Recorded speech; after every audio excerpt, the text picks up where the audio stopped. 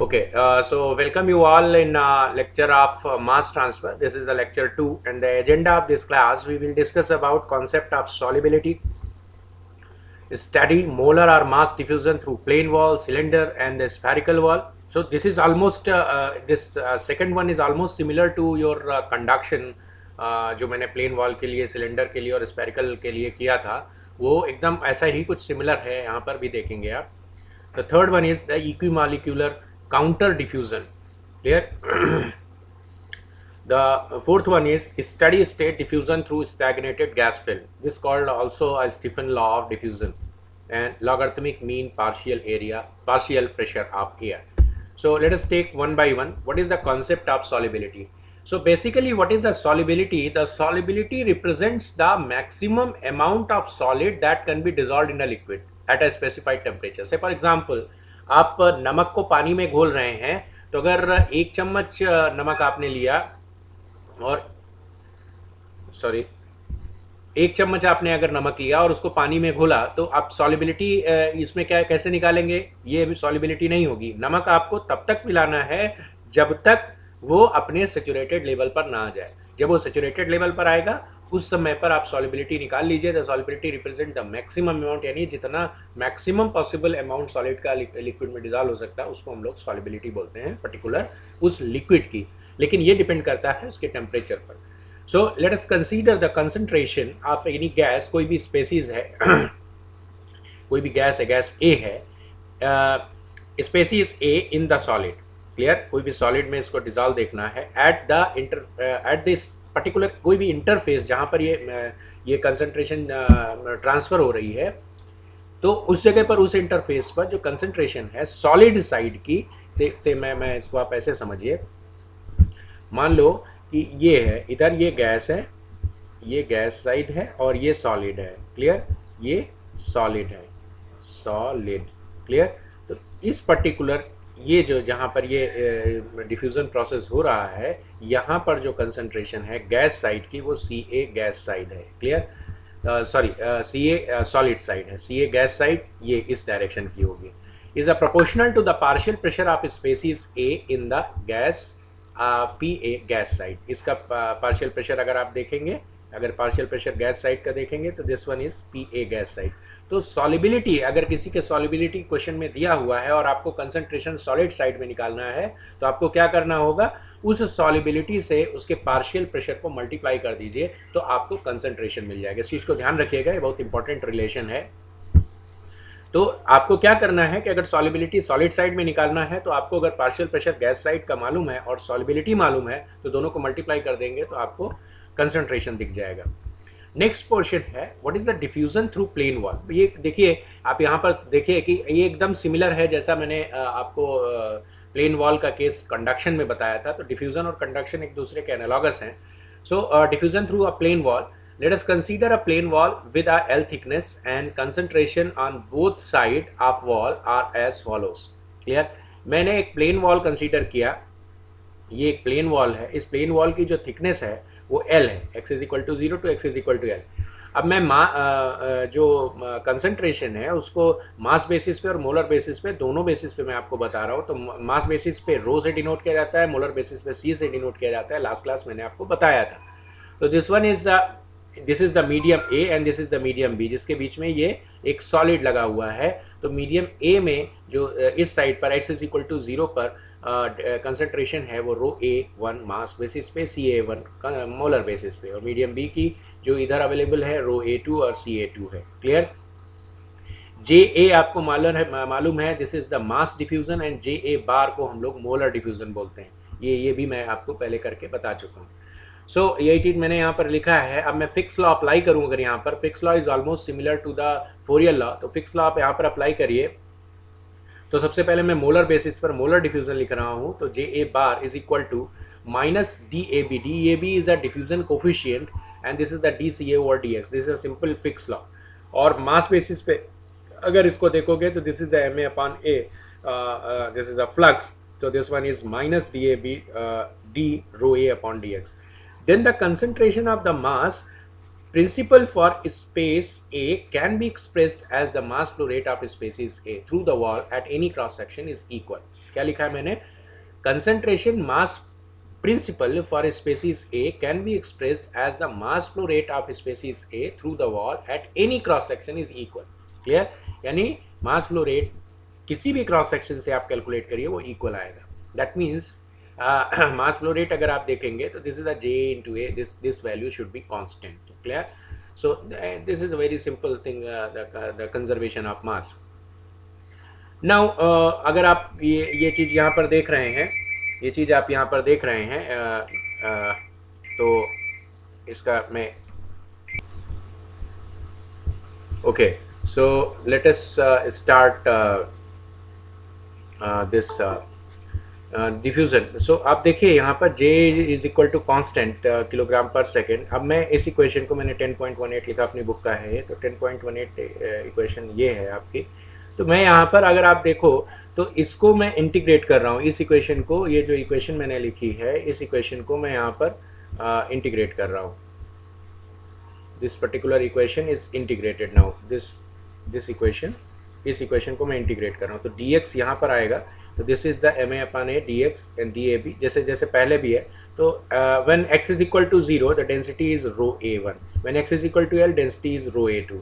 Clear, तो ये कितना हो जाएगा, mass flow rate upon a into L is equal to this one. So आप यहाँ से मास फ्लो रेट आप देखेंगे तो rho a1 minus rho a2 upon L upon adb. और इसको अगर आप कंपेयर करें हीट फ्लक्स से तो यहाँ पर आप देखिए तो Q इज इक्वल टू क्या आता था, this one is T1 minus T2 upon L upon KA. तो आप कहाँ पर चेंजेस देख रहे हैं कि जहाँ पर K आ रहा था वहाँ पर डिफ्यूजन कोफिशिएंट आ रहा है, और जहाँ पर टेम्परेचर आ रहा था वहाँ पर आपका कंसंट्रेशन आ रहा है. Is that clear? उसी तरह से सिमिलर फैशन में मैं मोलर डिफ्यूजन लिखता हूँ of A into B, this one is CA1 minus CA2 upon LADB. Clear, तो इसी तरह से ये काफ़ी सिंपल है, एकदम एनालॉगस है आपका जो हीट ट्रांसफ़र था. और आपको सेकेंड इसमें आप देख सकते हैं कि एकदम एग्जैक्टली जैसे मैंने आपको इलेक्ट्रिकल एनालॉगी बताई है उसी तरह से ये इलेक्ट्रिकल एनालॉगी बन जाएगी. यहाँ पर आप देखेंगे तो ये मास रेजिस्टेंस कहलाता है L upon ADB for plane wall. Similar fashion में अगर मैं यहाँ पर आपको ये करके दिखाऊं कि जो हॉलो सिलेंडर है उस हॉलो सिलेंडर में किस तरह से ये चीज़ आती है, तो हॉलो सिलेंडर के केस में देखिए, let us consider a hollow cylinder. Hollow cylinder मैंने कंसीडर किया, मीडियम A इनसाइड है और आउटसाइड मीडियम B है. यहाँ पर ये R1 इनसाइड रेडियस है, R2 आउटसाइड रेडियस है, और R पर मैंने एक डिफरेंशियल एरिया कट किया है. उसी तरह से यहाँ पर जो डेंसिटीज़ हैं मास बेसिस पे और मोलर बेसिस पे रो A1 या CA1 कह सकते हैं, और इधर रो A2 और CA2 मीडियम B में. तो अगर हमको डिफ्यूज़न देखना है A to B, तो डिफ्यूज़न कोफिशिएंट पता है हमको DAB, तो क्या करना है, mass flow rate is equal to minus DAB. वही सिंपल जैसे मैंने पहले किया था, फिक्स लॉ आप अप्लाई करिए, माइनस DAB. ये यहाँ पर फ्लक्स था तो मैंने ये सरफेस को मल्टीप्लाई कर दिया इसके सरफेस एरिया को, क्योंकि ये flux mass flow rate divided by A is a flux. Clear, तो मैं इसको यहाँ पर मास फ्लो रेट के रिस्पेक्ट में लिख रहा हूँ, minus DAB AS D rho upon DR. Clear, DR क्यों किया, क्योंकि रेडियल डायरेक्शन में आप इसको कंसीडर कर रहे हैं. क्लियर, तो सिंपल MA DR कर दिया आपने, DAB कर दिया, ये सारी चीज़ें कर दी. अपने सरफेस एरिया देखिए, जो डिफरेंशियल सरफेस एरिया है, this one is the 2 pi RL, where L is the length of this tube. तो 2 पाई RL में R आपने यहाँ पर कर लिया और इसको सिंपल आपने इंटीग्रेट कर दिया. तो आप जब देखिए when R is equal to R1, density inside जो थी वो रो A1 थी, और R is equal to R2 पर डेंसिटी रो A2 हो जाएगी. तो आप इसको सॉल्व कर सकते हैं. जब आप इसको सॉल्व करेंगे तो मास फ्लो रेट आपको क्या मिलेगा, rho A1 minus rho A2 upon 1/2 pi DL ln R2 by R1. This is in kilogram per second. Clear, because this is a mass flow rate. तो आप इसको अगर कंपेयर करिए विद जो आपने हॉलो सिलेंडर के लिए कंडक्शन में कैलकुलेट किया था, तो वहाँ पर आप टेम्परेचर की जगह पर डेंसिटीज देख रहे हैं, और देखिए कंडक्टिविटी की जगह पर आपने यहाँ पर डिफ्यूजन कोफिशिएंट D देखा, बाकी सारी चीज़ें सेम है.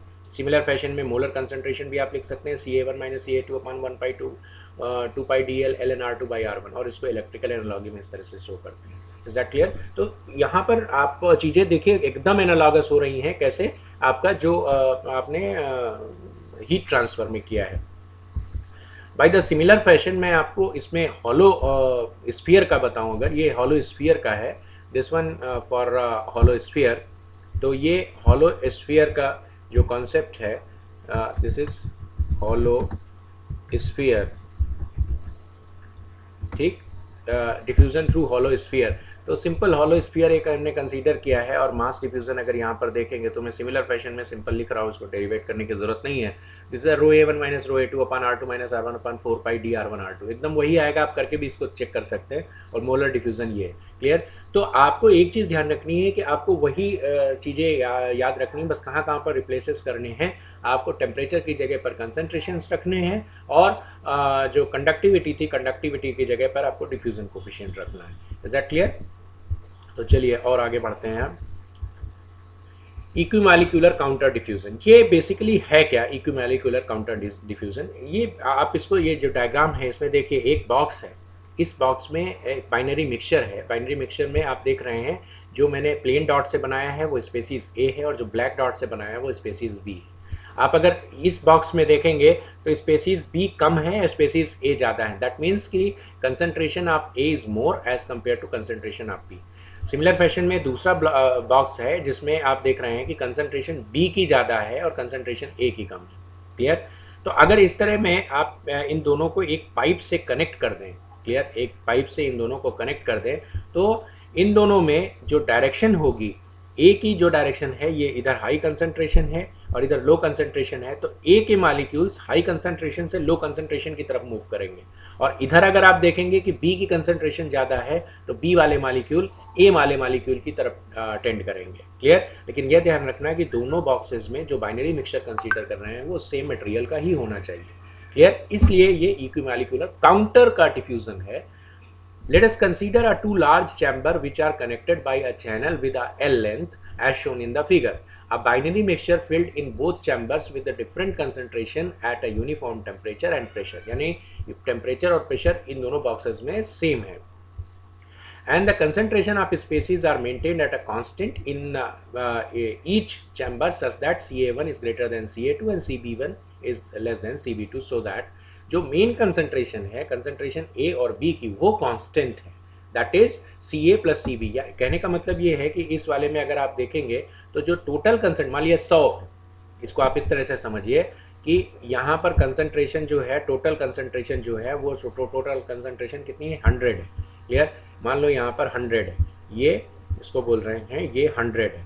दैट मीन्स कि जो स्पेसीज ए है यहाँ पर वो 80 है और जो स्पेसीज बी है वो 20 है, क्लियर।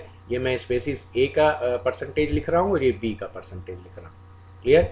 अब जो ये वाला ब्लॉक है, इस वाले ब्लॉक में क्या है, इस वाले ब्लॉक में भी ये 100 है, कंसंट्रेशन, टोटल कंसंट्रेशन 100 है, लेकिन यहाँ पर ए वाले मॉलिक्यूल जो हैं वो 20 हैं और बी वाले मॉलिक्यूल जो हैं वो 80 हैं। ये सिचुएशन है, क्लियर। इसीलिए मैंने लिखा है कि total concentration is constant. If concentration of mixture is constant, then each molecule of species A move toward right and each molecule of species B move toward the left, so that the molar flux of A and B must be equal and magnitude opposite in sign. ये बात आपको समझ में आ गया होगा, क्योंकि इसका डायरेक्शन ये है और x इज इक्वल टू 0 से हम पॉजिटिव साइन इधर की तरफ कंसीडर कर रहे हैं, तो इसका डायरेक्शन ये है मोलर डिफ्यूजन का, क्लियर। तो डिफ्यूजन वेलोसिटी आप देखोगे तो डिफ्यूजन वेलोसिटी जो मिलेगी आपको वो ये इस डायरेक्शन में मिलेगी, this is a positive. But अगर बी के लिए देखेंगे तो वो एल से 0 की तरफ मूव कर रहा है, तो डिफ्यूजन वेलोसिटी उसकी निगेटिव है। निगेटिव होने की वजह से यहाँ पर जो फ्लक्स आएगा वो आपका निगेटिव हो जाएगा। या दूसरा तरीका ये है कि आप अगर टोटल मोलर फ्लक्स देखेंगे Na plus Nb, this should be equal to 0। Why? Because ये पर्टिकुलर जो पूरा सिस्टम है ये कहीं मूव नहीं कर रहा है, ये स्टेशनरी कंडीशन पर है। तो आप इस डायरेक्शन से इस डायरेक्शन पर आएंगे तो ये पूरा मूव नहीं कर रहा है, तो Na plus Nb should be equal to 0। तो आइदर आप इसको इस तरह से समझ सकते हैं या आप Na plus Nb is equal to 0, so Na is equal to minus Nb कर सकते हैं। दूसरा, आपको मैंने यहाँ पर बोला कि ये यूनिफॉर्म प्रेशर और टेम्परेचर पर है, that means total pressure is constant, partial pressure A plus partial pressure B। इसको x के रिस्पेक्ट में अगर डिफरेंशिएट करोगे तो this is a dp by dx is equal to dpa upon dx plus dpb upon dx। बस समझ में आ गया? एट अ स्टडी स्टेट जो टोटल प्रेशर है with respect to x change होगा नहीं, वो 0 हो जाएगा। दैट मीन्स dpa is equal to dpa by dx is equal to minus dpb by dx। ये सिंपल एक चीज हो जाएगी। अब इसके बाद बात करते हैं मोलर फ्लक्स रेट्स की। तो आपको याद होगा मैंने लास्ट क्लास में आपको जो फिक्स लॉ है वो गैसियस स्टेट में कैसे लिखा जाता है ये आपको बताया था। तो उसी को मैं यहाँ पर कंसीडर कर रहा हूँ फ्लक्स रेटेड, मैं Na लिख रहा हूँ, गैस, ये गैसियस मीडियम है, गैस स्पेसीज हैं, तो उसके लिए मैं लिख रहा हूँ। और यहाँ पर लो प्रेशर और हाई टेम्परेचर पर है, इसलिए जो गैस है उसको आइडियल गैस की तरह ट्रीट कर रहे हैं। तो आइडियल गैस के लिए हम लोग फिक्स लॉ कुछ इस तरह से लिखते हैं, this one is a DAB A dPA upon dx upon GT हो जाएगा, and this is equal to DBA। आप यहाँ पर देख रहे हैं diffusion coefficient, DAB diffusion coefficient from A to B, DBA diffusion coefficient from B to A, clear. A upon GT dPB upon dx हो जाएगा, ये बात आपको समझ में आ गई होगी, क्लियर। तो यहाँ पर जो जो चीज़ें कॉमन है, जैसे GT कॉमन है, A कॉमन है, GT कॉमन है और A कॉमन है, इसको कैंसिल कर दीजिए आप, तो आप देखेंगे DPA upon dx is equal to minus DPB upon dx है। तो इसका अगर हम यूज़ करेंगे तो ये वैल्यू और ये वैल्यू दोनों कैंसिल हो जाएंगे, and finally you get both diffusion coefficients are same. Is that clear? यानी इक्विमोलिकुलर काउंटर डिफ्यूजन होता है तो उसमें जो diffusion coefficient from A to B है, this should be equal to the B to A। Is that clear? तो ये चीज़ यहाँ पे प्रूफ भी हो रही है। तो ये इक्विमोलिकुलर काउंटर डिफ्यूजन का फर्दर हम लोग यूज़ भी करेंगे, लेकिन बेसिक कॉन्सेप्ट आप समझ लीजिए कि अगर इस तरह की सिचुएशन है और आपका टोटल प्रेशर कांस्टेंट है, तो आपका डिफ्यूजन कोफिशिएंट चाहे A टू B ले या B टू A ले, दोनों इक्वल होंगे। नेक्स्ट बात करते हैं इसमें, hence in equimolecular diffusion the diffusion coefficient from A to B is equal to the diffusion coefficient B to A। तो आप यहाँ पर जो फ्लक्स रेट आप कैलकुलेट कर रहे थे, तो मैं मोलर फ्लक्स रेट पहले देख रहा हूँ, this is the this is the mass flux rate, Na is equal to DA upon GT is 1 to 2 DPA upon dx। Is that clear? तो इसको जरा इंटीग्रेट कर लीजिए, तो dx इधर चला गया, DA अपॉन GT याद होगा आपको, x इज इक्वल टू 0, ये देखिए when x is equal to 0 and when x is equal to L, तो x is equal to 0 पर क्या है, when x is equal to 0 the density is rho A1, pipe के इस side जो density है वो rho A1 है, और x is equal to L पर डेंसिटी rho A2 है। इसको इंटीग्रेट करेंगे तो this one is the molar flux, mass flux into L is equal to DA upon GT rho A1 minus rho A2, या आप इसको कह सकते हैं N is equal to DA upon GT rho A1 minus rho A2 upon L। Sorry, I am so sorry, this is the pressure, clear. तो this is the partial pressure 2 to partial pressure A, so partial pressure A to partial pressure B। इसी तरह से similar pressure आप B के लिए भी लिख सकते हैं, DA upon GT partial pressure B minus partial pressure B2 upon L, kilo mole per second. This is the molar flux, Na is molar flux, I am so sorry, this is the molar flux. M को मैं जब लिखता हूँ तब उसको मास flux बोलता हूँ। तो ये मोलर फ्लक्स रेट्स हैं किसी भी गैसियस मीडियम के लिए। A के लिए, A का मतलब क्या है, when diffusion take place from A to B, and when diffusion take place from B to A, this one is NB is a DA upon GT because diffusion coefficient same है। एक बड़ी important चीज यहाँ पर मैंने लिखी है, on mass basis mixture is not stationary, so जैसे आपने मोलर बेसिस पे लिखा Na plus NB is equal to N, तो N is equal to 0, total जो मोलर फ्लक्स था वो 0 था, ठीक। लेकिन यहाँ पर टोटल मास फ्लो रेट को कभी आप 0 नहीं कंसीडर कर सकते, इसलिए ये मास बेसिस पे अगर आप कंसीडर करेंगे तो इक्विमोलिकुलर काउंटर डिफ्यूजन नहीं आएगा, इसलिए आप इसको मोलर बेसिस पे ही हमेशा कैलकुलेट करेंगे। देख लीजिए क्यों, total mass flow rate is equal to the mass flow rate of A plus mass flow rate of B। Mass flow rate को आप मोलर बेसिस पे कैसे लिख सकते हैं, उसके मॉलिक्यूलर वेट से मल्टीप्लाई करके, तो Na plus MA plus NB plus NB कर दिया। अगर इक्विमोलिकुलर काउंटर डिफ्यूजन है तो मिक्सचर का molar flow rate, total mixture का मोलर फ्लो रेट 0 है, तो इसको मैं Na is equal to minus NB लिख सकता हूँ। That means mass flow rate is equal to Na MA minus MB। और जो मॉलिक्यूलर वेट A का है वो मॉलिक्यूलर वेट B का हो, ऐसा पॉसिबल नहीं है। तो इसलिए दोनों स्पेसीज के मॉलिक्यूलर वेट आप पीरियोडिक टेबल में भी देख सकते हैं, किसी भी गैस का, किसी भी स्पेसीज का मॉलिक्यूलर वेट सेम नहीं होता है। तो ये टोटल मास फ्लो रेट कभी भी 0 नहीं होगा, यानी इक्विमोलिकुलर काउंटर डिफ्यूजन कभी करना है तो वो केवल मोलर बेसिस पे होगा, मास बेसिस पे नहीं कंसीडर किया जाएगा। Now next one, and this is very important thing, steady state diffusion through the stagnated gas film. ये क्या है एक्चुअल में, आप देखते होंगे कि अगर आप बकेट ऑफ एक पानी का बाल्टी रख के आप धूप में रख दीजिए तो धीरे धीरे क्या होगा, उसमें वेपराइजेशन होगा, और वेपराइजेशन की वजह से जो वाटर की क्वांटिटी है वो कम पड़ जाएगी, क्लियर। तो इसमें कितना मास फ्लो रेट कितने समय में होगा, ये अगर आपको कैलकुलेट करना हो तो वो इस तरह से कैलकुलेट किया जाता है स्टीफन लॉ ऑफ डिफ्यूजन से। देखिए मैंने यहाँ पर क्या किया है, एक टैंक कंसीडर किया है, टैंक का जो मुंह है वो ऊपर की तरफ ओपन है, और उसमें मैंने कुछ डिस्टेंस पर यहाँ पर वाटर कंसीडर किया है, ठीक। अब ऊपर एयर मूव कर रही है, अगर वाटर का कंसंट्रेशन यहाँ पर 0 लेवल पर देखेंगे तो ये है CW0, और एल पर देखेंगे तो ये है CWL। इसी तरह से ए का एयर का कंसंट्रेशन देखेंगे, मैं ये मोलर बेसिस पे कर रहा हूँ, एयर का कंसंट्रेशन देखेंगे तो एल पर ये है CAL, और जीरो जब जीरो यहाँ पर जीरो मतलब जहाँ पर ये वाटर लेवल है, ये वाटर लेवल, इसका वाटर का बॉटम नहीं, वाटर का जो लेवल है ये CA1, क्योंकि आपका जो मास फ्लो है वो इसके अंदर नहीं, इसके यहीं पर हो रहा है। क्लियर? तो अगर आप देखें कि जो वाटर वेपर हैं वो डिफ्यूज किस में हो रही है, एयर में, तो उनकी डायरेक्शन क्या है, ये है। और एयर जो है वो किस में डिफ्यूज हो रही है, वो वाटर में डिफ्यूज हो रही है, तो वो उसकी डायरेक्शन ये है। लेकिन जो बल्क फ्लो मोशन है, वो बल्क फ्लो मोशन जो है वो आपका x = 0 to x = L। देखिए ये चीज मैंने लिखी है, let us consider a tank, pot जिसको कह सकते हैं, with some water and rest part of the pot is filled with a non-condensable gas। ठीक, non-condensable gas मतलब air। So in the system the different process is analyzed by using some assumptions which are the system under steady state and isothermal condition, यानी temperature change नहीं हो रहा है, the total pressure within the system remain constant, very good। The third one is air as well as vapor behave an ideal gas, ठीक, low pressure पर काम कर रहे हैं। The water vapor concentration at the surface of water is much more than the top of the tank। ये तो जाहिर सी बात है कि वाटर वेपर का जो कंसंट्रेशन है वो सबसे ज़्यादा कहाँ पर होगा, ये वाटर के लेवल पर। ठीक, ऊपर जाएंगे तो वो कम पड़ जाएगा।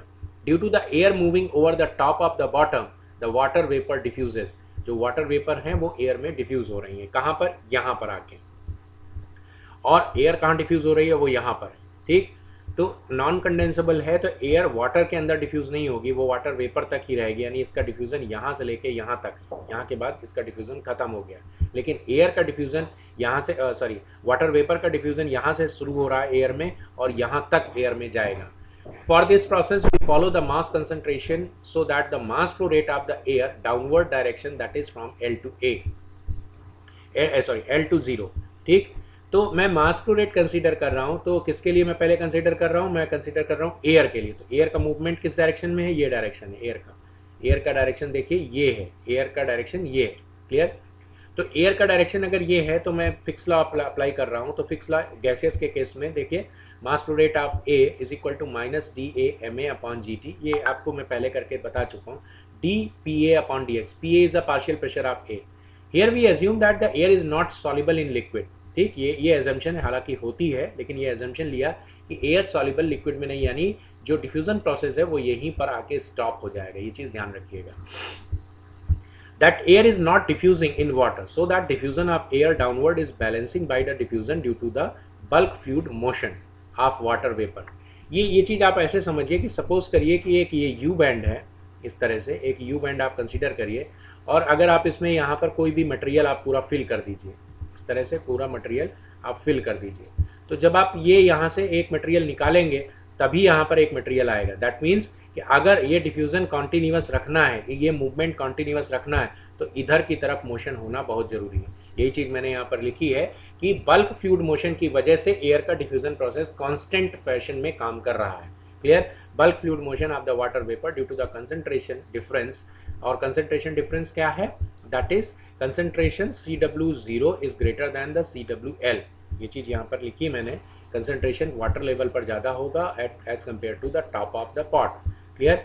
If the bulk fluid motion is U, अगर मैं bulk fluid motion U consider कर रहा हूँ, and density of air is given by, तो density of air, ideal gas equation लगा के देखिए तो डेंसिटी क्या हो जाएगी, partial pressure multiplied by molecular weight upon GT। Simple है, this is P/ρ is equal to, क्या लिखेंगे, that is this one is GT। Clear? This one is GT, RT होता है तो G/m हो जाएगा, ये molecular weight of A। Clear? Molecular weight of A। Just 2 minute. Okay, so let us start this. हाँ sorry, जो ये मैं डेंसिटी की बात कर रहा था, density is equal to, this is the partial pressure of A into molecular weight of A upon GT। T में देखिए आप यहाँ पर टेम्परेचर मैंने कांस्टेंट लिया हुआ है, इसलिए मैं TA नहीं लिख रहा हूँ, this is kilogram per metre cube. ठीक, तो ये डेंसिटी ऑफ एयर हो गया। We also know that the air in tank is stationary, so that the bulk fluid velocity is the U। Clear? तो जो बल्क फ्लूइड वेलोसिटी है वो bulk fluid velocity की वजह से ही जो एयर का मूवमेंट है वो हो रहा है, यानी ये कह सकते हैं जो बल्क फ्लूइड मोशन है उसकी वजह से ये जो एयर का डिफ्यूजन हो रहा है वाटर वेपर में। अदरवाइज अगर बल्क फ्लूइड मोशन नहीं होगा तो एयर का डिफ्यूजन नहीं हो पाएगा। सो ये चीज़ देखिए, मैंने ये चीज़ लिखी, mass transfer of air due to the bulk fluid motion upward जो हो रहा है वो अपवर्ड डायरेक्शन में कितने हो रहा है, this is rho A into minus U. Clear? ये वैसा ही है जैसे आप इसमें मास फ्लो रेट लिखते हैं density area multiplied by the velocity. मैंने माइनस क्यों लिखा? Negative sign indicates that the air movement in downward direction. देखिए एयर का मूवमेंट जो है वो डाउनवर्ड डायरेक्शन में है, लेकिन बल्क फ्लूइड मोशन किस में है, पॉजिटिव डायरेक्शन में, फ्रॉम 0 टू L है, लेकिन ये L टू 0 हो रहा है, इसलिए ये वेलोसिटी निगेटिव लिया है। इसके पहले भी मैं ये चीज़ आपको इक्विमोलिकुलर काउंटर डिफ्यूजन में समझा चुका हूँ। ये L टू 0 की तरफ मूव कर रहा है, that's why the velocity is minus U. Bulk fluid motion की वेलोसिटी जो हमने कंसीडर की वो माइनस यू है। तो negative sign indicates that the air movement in downward due to the concentration difference, but we consider it is in upward direction due to the bulk fluid motion. Is that clear? ये बात समझ में आ गई आपको? अब आगे बात करते हैं इसमें। तो आगे अगर मैं यहाँ पर डेंसिटी की बात करूँ तो मैं जो mass transfer of air due to the bulk fluid motion upward direction में है, मैं डेंसिटी की वैल्यू यहाँ पर पुट करता हूँ, this is minus PA/MA/GT/AU। Clear? तो अगर आप इस इक्वेशन को देखें, ये जो एयर का है और ये एयर का है, ये दोनों इक्वेशन फिजिकली आप देखिए, मैंने जैसे आपको यहाँ पर एग्जांपल बताया था कि अगर यहाँ से आप एक मूवमेंट करेंगे तभी ये मूवमेंट होगा, यानी इन दोनों का मास फ्लो रेट सेम होना चाहिए।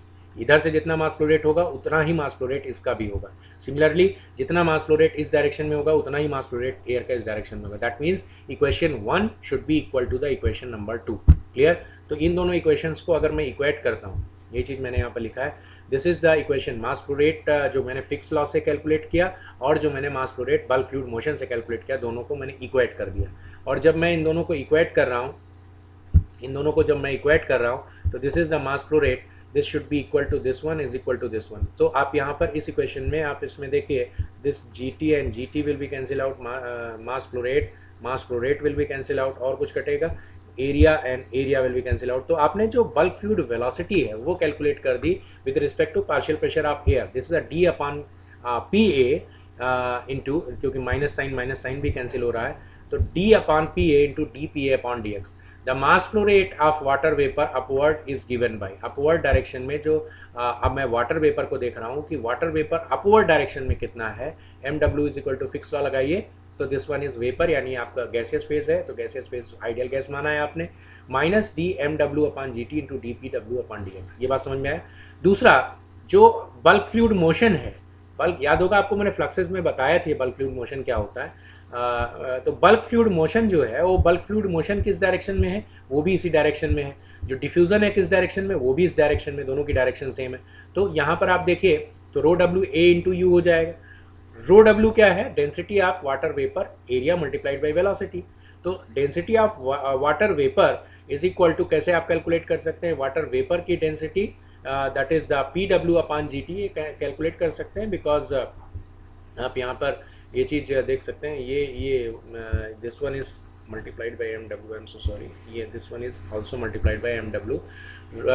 Partial pressure of water vapour multiplied by molecular weight of water vapour divided by GT/AU। Clear? जैसे पहले किया था वैसे ही अब यहाँ पर भी कर दिया। तो ये बल्क फ्लूइड मोशन की वजह से हुआ। तो टोटल मास फ्लो रेट क्या हो गया, टोटल मास फ्लो रेट, वहाँ पर तो काउंटर था, तो टोटल मास फ्लो रेट क्या हो गया, due to the diffusion and due to the bulk fluid motion, mass flow rate due to the diffusion and mass flow rate due to the bulk fluid motion. तो total mass flow rate कितना हो गया, minus dMWA/GT, ये जो fix law से आपने calculate किया, और जो आपका बल्क फ्लूइड मोशन से है ये आपने जो कैलकुलेट किया।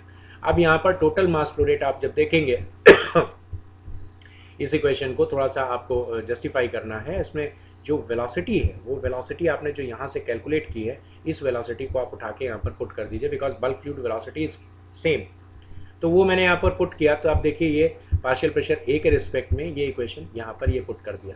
अब टोटल प्रेशर पर जो सिस्टम का है वो कांस्टेंट है, तो dP/dx is 0, that means dPA/dx should be equal to the minus dPW/dx। ये बात समझ में आ गई?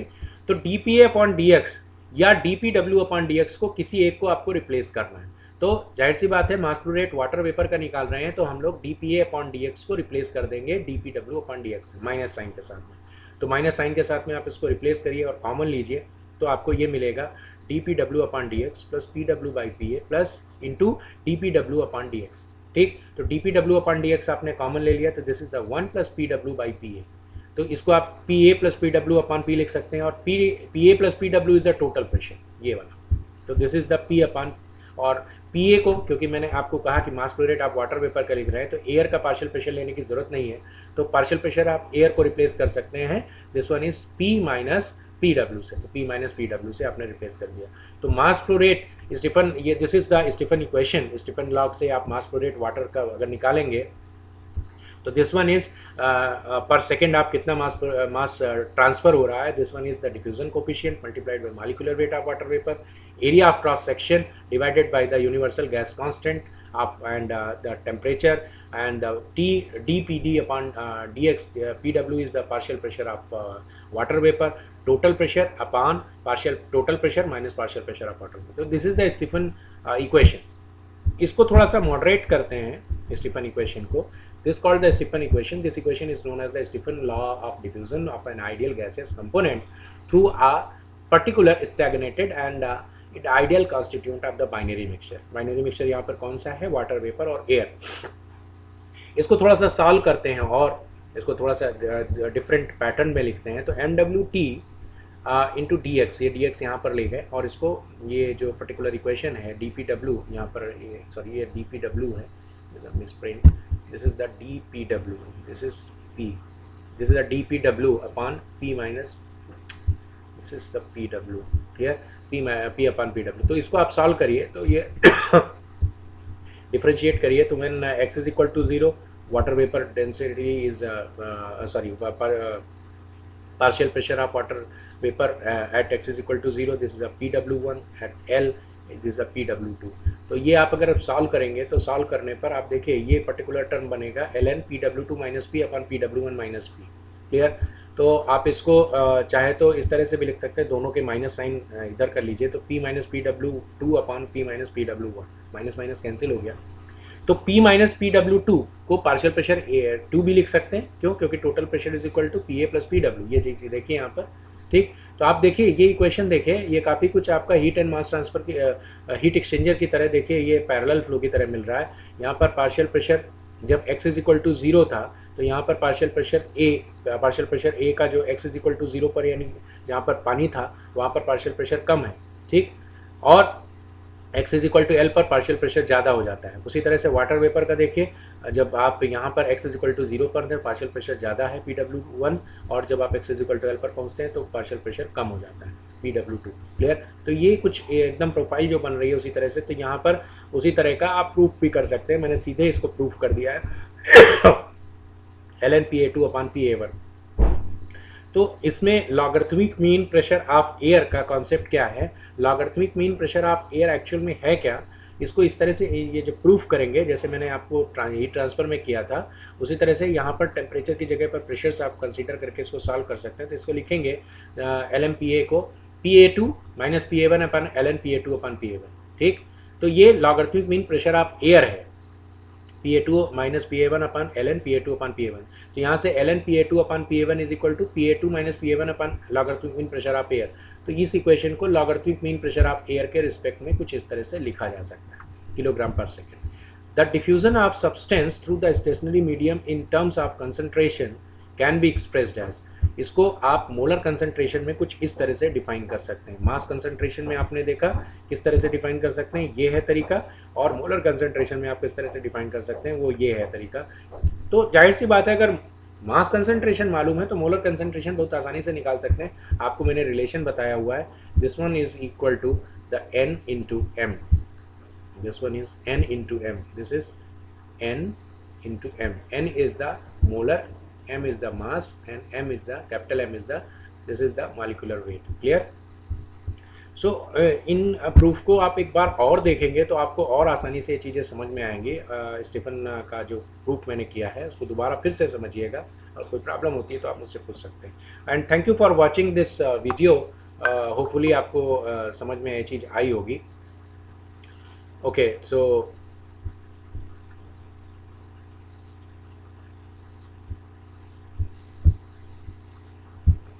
now if you have any query you can ask.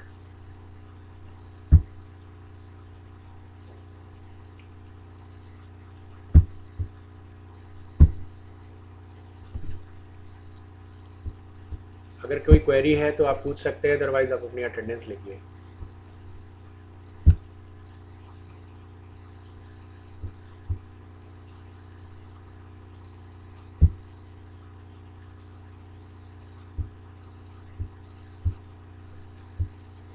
कोई क्वेरी है आपको?